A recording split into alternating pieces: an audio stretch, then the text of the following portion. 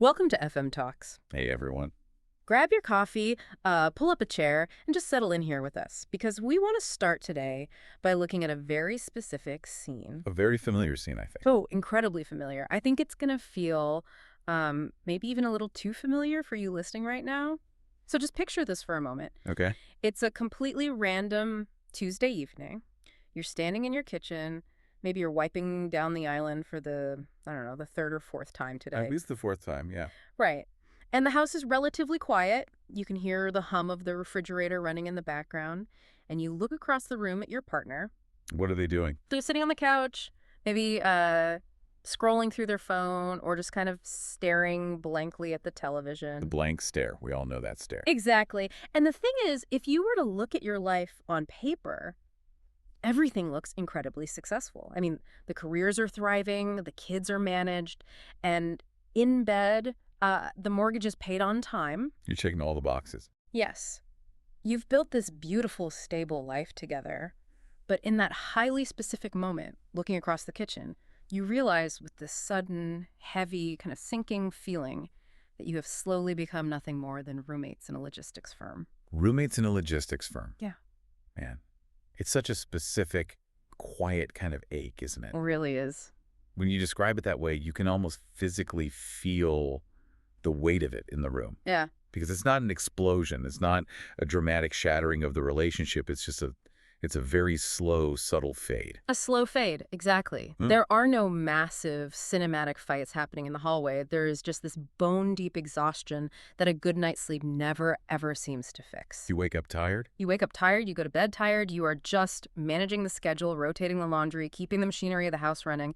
And beneath all of that daily motion, there's this slow-motion buckle under the sheer weight of daily life. Yeah. You look at them sitting there and you think to yourself, you know, we are surviving, but we are absolutely not connecting. And what do we immediately assume when we feel that? Well, the immediate devastating assumption that almost all of us make in that quiet moment is that we're somehow failing at love. Right.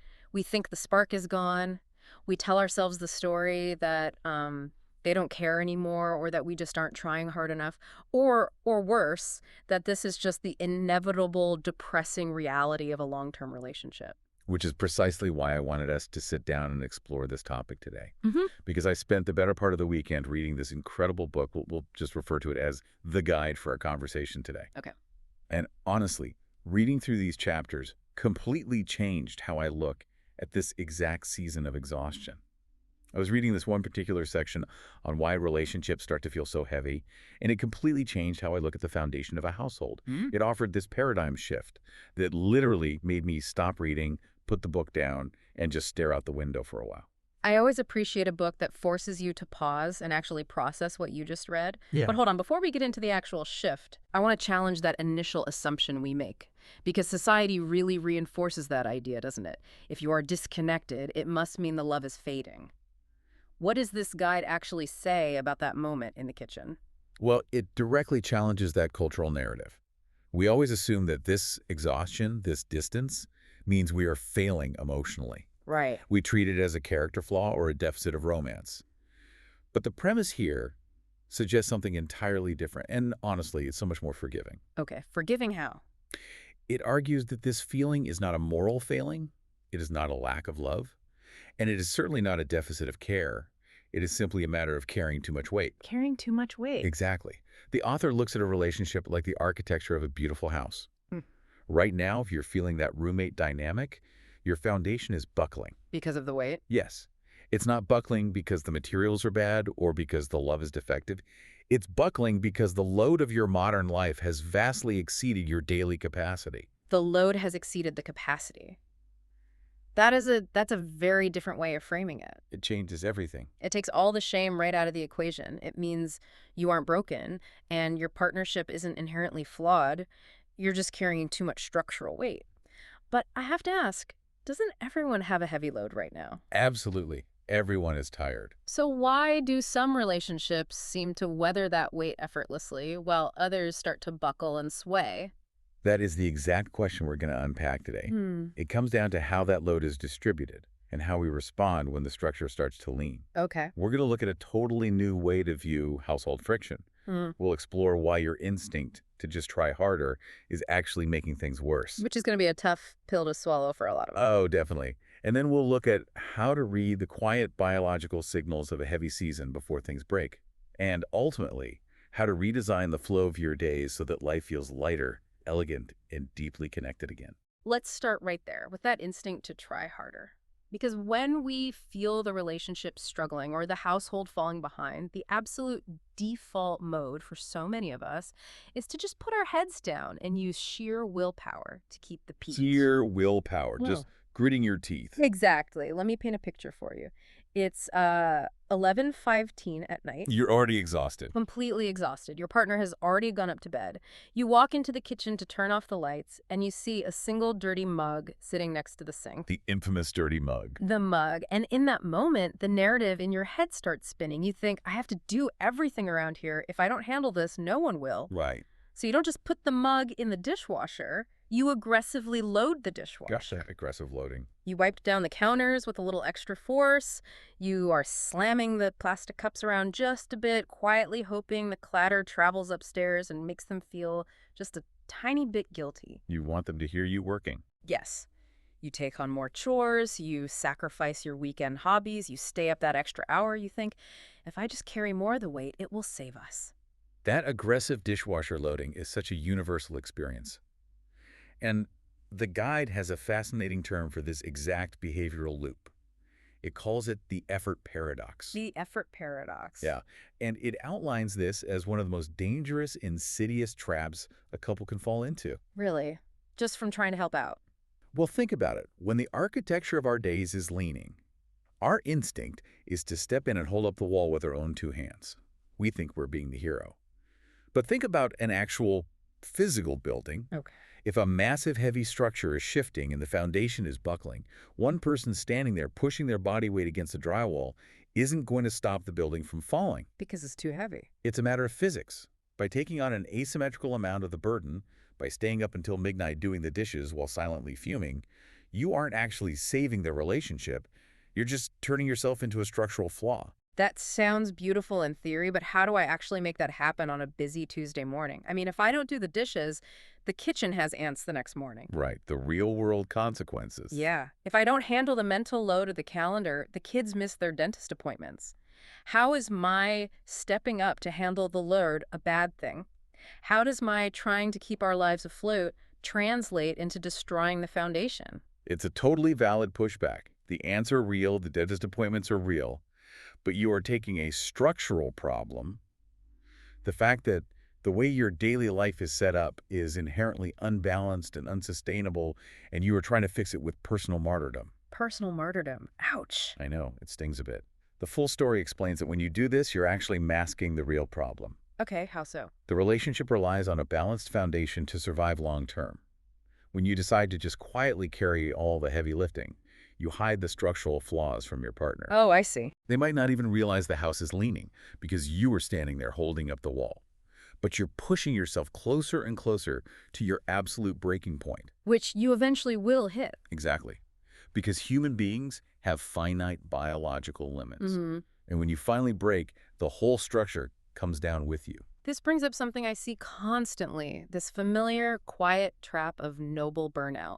Noble burnout, yes. It's that deep, silent sigh you let out as you walk through the living room, picking up the stray toys, mentally updating the grocery list, and rearranging the calendar for tomorrow. All at the same time? All at once. And secretly, in the back of your mind, you believe that your extreme exhaustion is somehow proof of your devotion. You think, look how tired I am. Look how much I love this family. I am sacrificing myself for the good of this home. And this reading is practically grabbing us by the shoulders and saying, your extreme fatigue is not a badge of honor. It is not something to be proud of. It really isn't. And importantly, it's not a personal defect you need to constantly apologize for either. You know, you don't need to say, I'm so sorry I'm tired and cranky today. That exhaustion is simply a dashboard warning light. A warning light. It's a clear, blinking signal that the daily flow is broken, the setup is wrong. That dashboard warning light analogy is perfect.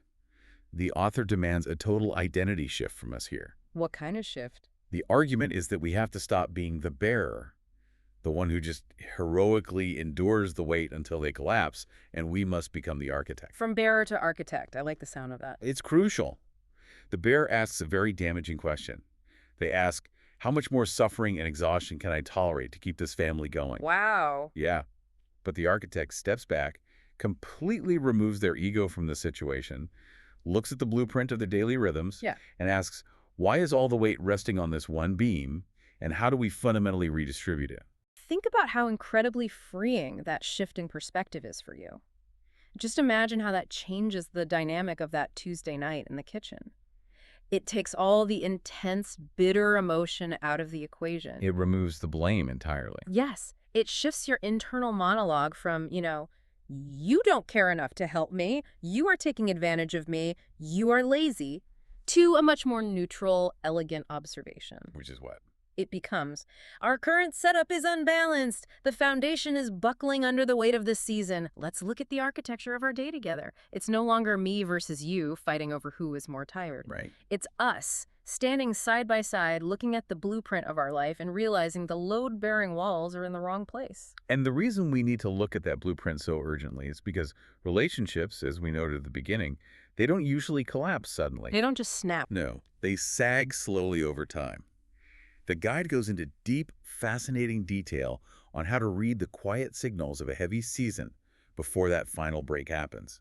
It provides these clinical biological signs that a couple is nearing their breaking point. I think this is where we usually get it wrong. We wait for the screaming match to tell us something is wrong. Exactly. We wait for the explosion. But what should we actually be looking for? What are the subtle warning lights on that dashboard? Well, I was reading this section on the physiological responses to stress, and it completely changed how we look at our evening interactions. One of the most striking concepts explored here is what's referred to as the flatline affect. The flatline effect. Have you ever looked at your partner after a long, grueling day of work and managing the household? Or maybe they look at you and the face is just totally numbed out, Oh, absolutely. completely expressionless. The voice is entirely flat. The presence is just quiet. The blank stare, Yeah. the monotone, one-word answers. You ask how their day was and you just get a flat fine. Fine. Exactly. And how do we almost always interpret that flat fine? We take it incredibly personally, right? We do, because when you're already feeling disconnected and you reach out with a question and they give you that flat, exhausted, expressionless response, you immediately internalize it. You tell yourself a story. The story you tell yourself is, they're giving me the cold shoulder, they're annoyed with me, they don't find me interesting anymore, they don't love me. And that misinterpretation is where the real lasting damage happens in a relationship. The text emphasizes that this flatline effect is pure biology. It is not an emotional choice. It's biological. Think about what is happening in the body. The brain has been so overloaded by stress and by the sheer staggering volume of life logistics it has had to process that day. The emails, the commute. Work emails, navigating traffic, remembering to buy milk, paying the insurance premium. The brain literally enters a biological low-power mode to conserve energy. Low power mode. Like a phone at 1% battery. Exactly like that. When a physical structure or a biological organism is carrying too much weight, the nervous system triages its resources. It preserves the vital organs first. Wow. It literally shuts down the capacity for higher-level empathy, bright communication, witty banter, and animated facial expressions.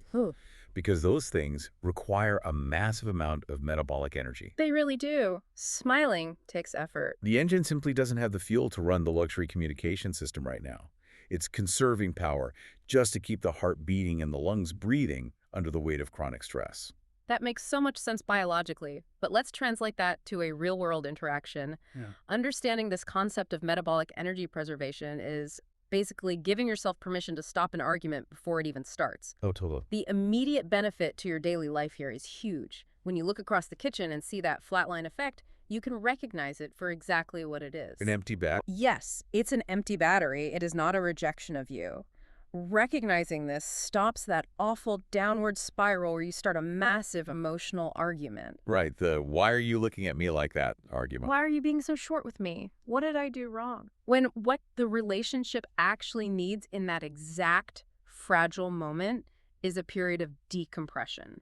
The system needs less pressure, not more demands for emotional reassurance. Exactly. You are trying to pull high-level emotional resonance from a system that is currently in survival mode. Which is impossible. It is. And that leads right into another crucial symptom of a heavy season that the author identifies: decision fatigue latency. Yeah, what is that? It explains why a seemingly simple, innocent interaction can cause a complete system misfire. I have a feeling I know exactly what this looks like in practice. It's the dreaded evening question. What's for dinner? Yes, it is the ultimate trigger. You ask, hey, what are we doing for dinner? And your partner either freezes completely, just staring into the open refrigerator like it is a portal to another dimension, I have definitely done that. or they suddenly snap at you with a completely disproportionate amount of irritation. And you're left standing there thinking, I just asked about dinner. Why are you so incredibly angry? Right. But to an overloaded brain, what's for dinner is not a simple question. It's a massive logistical demand. It's huge. It really is. And I think we underestimate just how heavy that question is, because it is never just about food. It's an entire branching decision tree that you are suddenly handing to someone who is already carrying too much. Walk us through that tree. Let's break down what that question actually entails. When you ask what's for dinner, the brain has to calculate, what ingredients do we currently have in the house? Yep. Did someone remember to take the chicken out of the freezer this morning? Wait, what did the kids eat for lunch, and do we need to balance it out with a vegetable? The guilt factor. Do we actually have time to chop and cook before the evening Zoom call or the soccer practice? Do we have the financial budget this week to just order takeout instead? So many variables. And if we order takeout, what does everyone actually want to eat that won't cause a fight? Right. When your mental load is already maxed out, handing someone that complex decision tree is like handing them an anvil while they are trying to tread water. Treading water with an anvil. That is the perfect way to visualize the physical sensation of decision fatigue. The text refers to this state as a failure of the structural buffer. Structural buffer. In a healthy system, you have a buffer. You have a little bit of surplus energy to handle unexpected questions or minor hiccups. But when the foundation is carrying too much daily load, that buffer is completely eroded. It's gone. You're at zero. You're operating exactly at your absolute limit.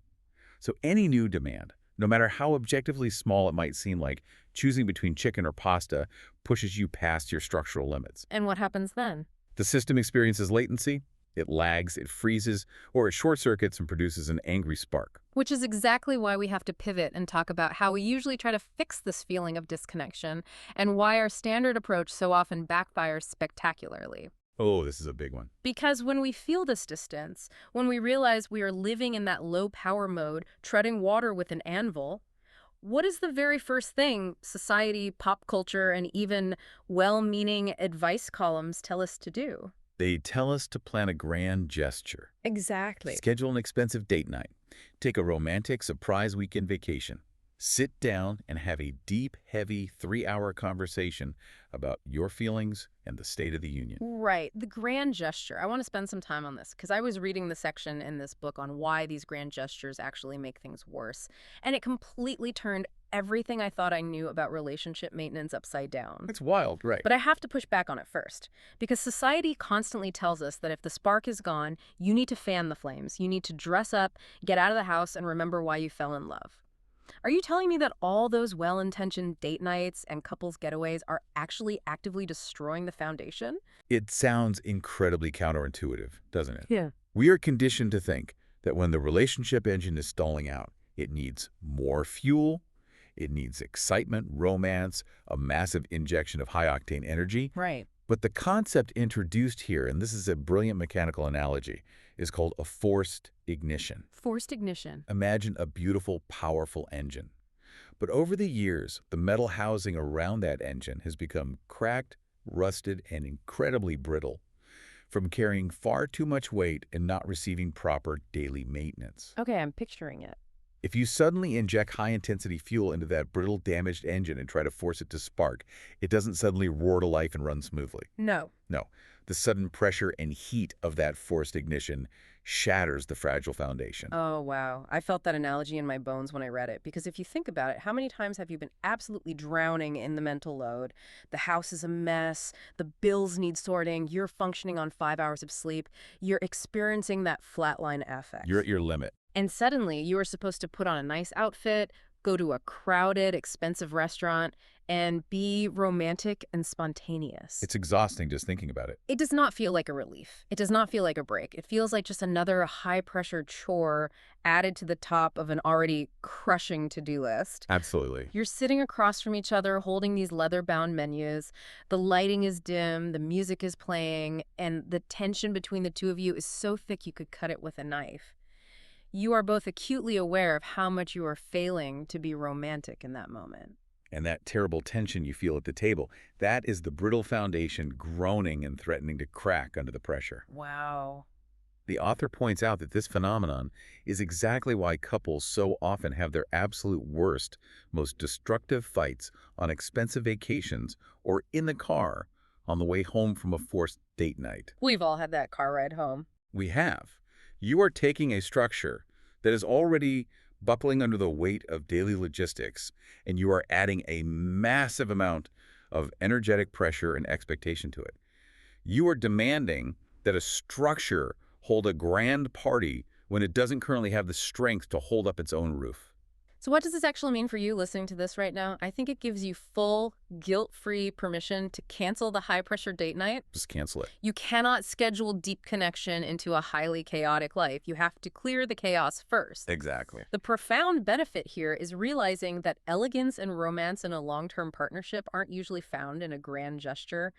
We have been sold a lie that romance is a surprise trip to Paris, but true elegance is the absence of daily friction. The absence of daily friction. I love that phrasing. Instead of spending $500 on a weekend away, that you are inevitably going to spend bickering about who packed the wrong charger. Because you always do. You always do. Focus all of that energy on making the Tuesday morning routine incredibly smooth and supportive. If Tuesday morning is chaotic and resentful, Saturday night at a five-star restaurant isn't going to save you.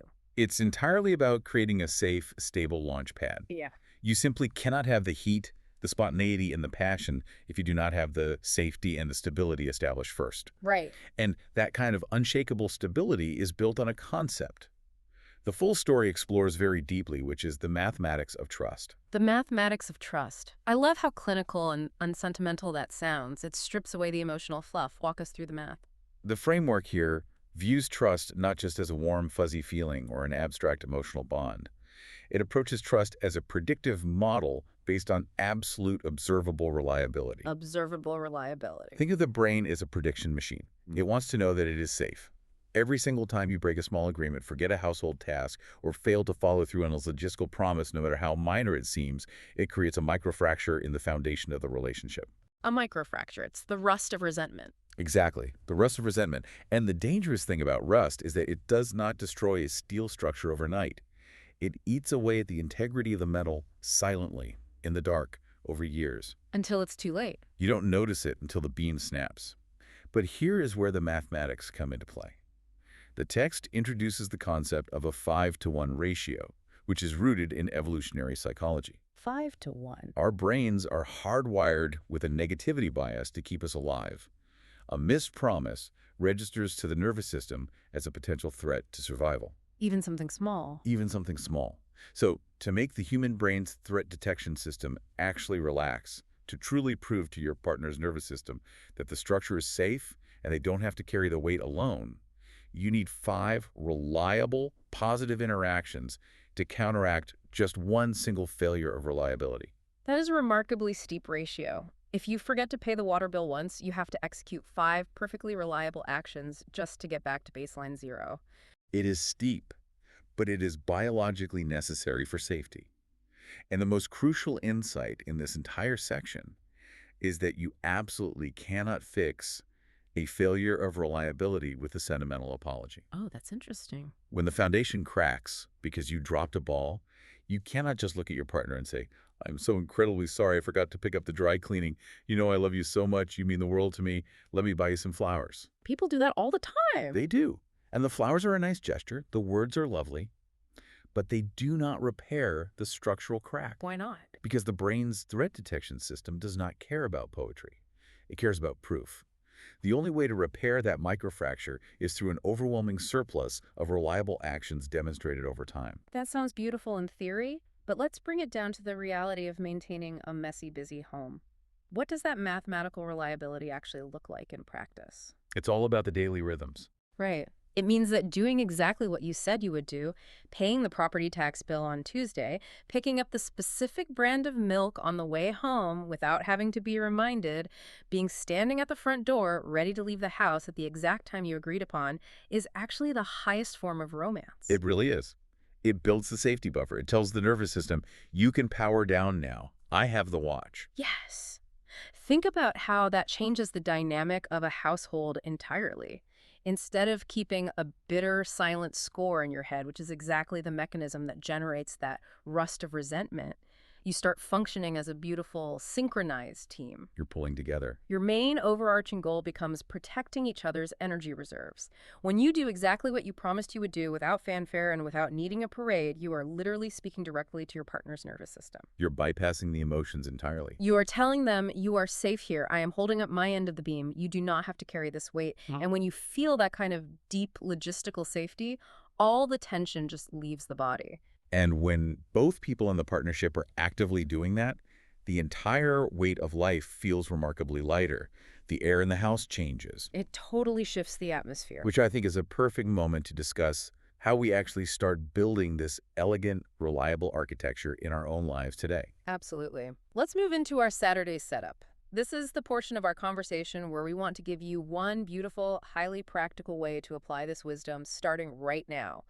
And remember the rule here. This should feel like a gift you are giving to your future self, not just another heavy, burdensome item to add to your to-do list. So, based directly on the principles of reducing the daily load, mitigating decision fatigue, and creating structural stability, we want to look at two specific micro-habits. Okay, what's the first one? The first is a concept referred to in the text as the digital pause, or the air gap. The air gap. That's a term used in cybersecurity, isn't it? Meaning a computer is physically disconnected from unsecured networks. I absolutely love the application of that term to a home. It sounds so fiercely protective. It is intentionally designed to be a protective measure. The premise is that a massive, largely uncalculated amount of ambient stress enters our homes and our relationships directly through our phones. Oh, without a doubt. Think about it. We carry the anxiety of the entire world, the demands of our bosses, the passive-aggressive emails, the 24-hour news cycle, straight through our front doors and right into our kitchens. It's like we're inviting everyone into our living room. Exactly. So the setup here is very clear.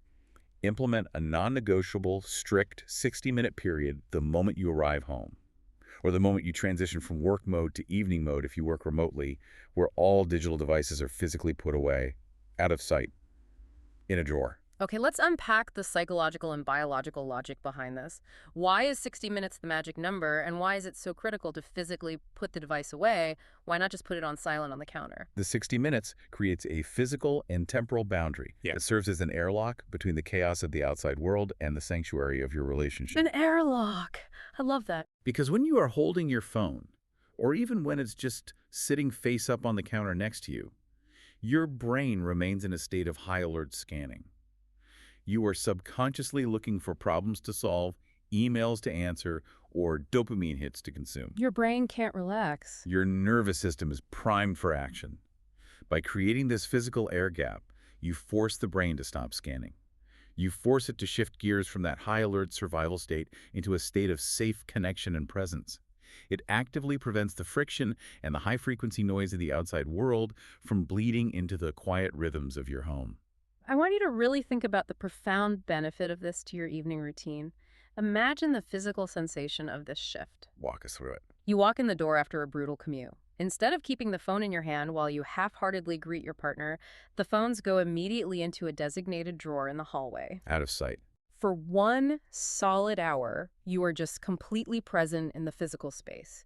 You are chopping vegetables for dinner. You are listening to some jazz or a record. You are asking your partner about their day, and you are actually looking at their face. What a concept, right? Right. You're not looking at them with one eye while the other eye tracks a notification on a screen. When you do this, you are actively stopping the rust of resentment from forming because you are giving each other your full, unfragmented, undivided attention. It builds that trust. It is a stunningly simple, incredibly elegant way to rebuild the foundation of trust. You are proving that they are more important than the glowing rectangle.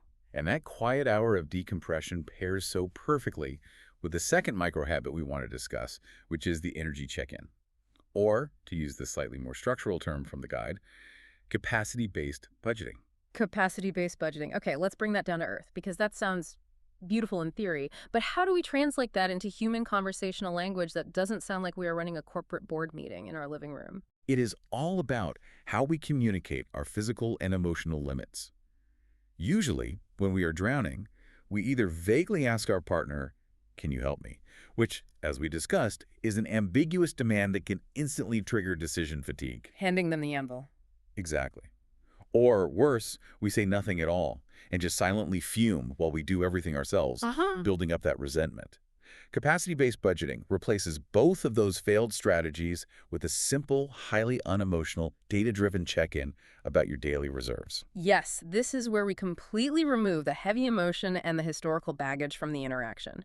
Let's go back to that busy Tuesday night. Okay. You're exhausted, the flatline effect is creeping in. Instead of sighing heavily, slamming the cupboard doors, and hoping your partner magically reads your mind and swoops in to save you, you simply use your words to report the data. Just the data. You say, "I'm feeling like my energy buffer is at absolute zero today. I need to order takeout instead of cooking tonight so I don't crash. Does that work for you?" Let's look closely at the architecture of that specific statement because it is brilliant in its construction. It really is. First, my energy buffer is at 0. That is a statement of personal biological data. It is not a complaint. It does not blame the partner. It doesn't say, "You didn't help me enough today, so I'm tired." It just states the current load limit. Right, it's neutral. Second, I need to order takeout. It offers a clear, concrete, immediate solution. It does not hand the partner an anvil. It solves the problem for them, eliminating decision fatigue. You aren't asking them to fix it, you're presenting the fix. Exactly. And third, does that work for you? It asks for a simple, low-stakes confirmation. It invites them into the solution rather than attacking them with a problem. It totally transforms the entire flow of an evening. It strips away all the unwarranted guilt, it completely stops the toxic, unwinnable mind-reading game, and it allows you to curate a peaceful, elegant night where both partners feel seen, respected, and completely unburdened. It's collaborative. You are acting like a sophisticated team of architects, managing the structural load of the house together, rather than two exhausted bearers fighting bitterly over who has the heavier rock to carry. It is the ultimate shift.